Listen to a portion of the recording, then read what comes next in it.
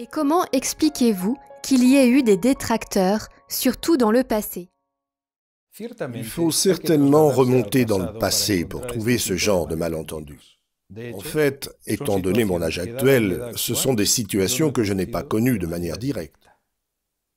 Mais, à mon avis, cela a été un problème d'incompréhension, peut-être causé par la complexité de cette école de philosophie à la manière classique, qui essaie de relier théorie et pratique dans sa réalisation en tant qu'idéal philosophique, qui aspire à améliorer le monde et les êtres humains et qui, dès le début, a été conçu comme un mouvement capable de s'étendre au niveau international. Même de nombreux membres de la nouvelle acropole de l'époque, il faut remercier de leurs efforts et de leur dévouement, n'ont pas très bien compris les caractéristiques profondes de Nouvelle Acropole.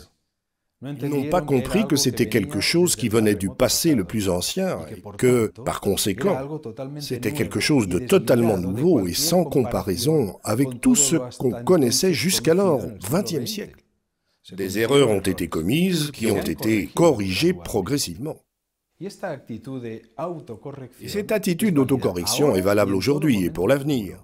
Parce que l'esprit d'autocritique ne peut pas disparaître de la vie philosophique.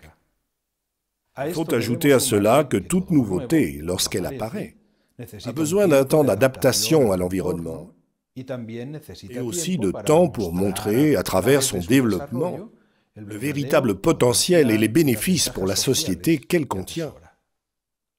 Malheureusement, il est inévitable qu'il y ait toujours dans la société des personnes qui vivent des critiques, du dénigrement et du sensationnalisme. Mais, dans tous les cas, les réactions face à notre proposition philosophique ne sont pas nouvelles pour une école de philosophie aux racines profondes, que l'on pourrait qualifier d'ésotérique. C'est une constante qui s'est répétée au fil des siècles.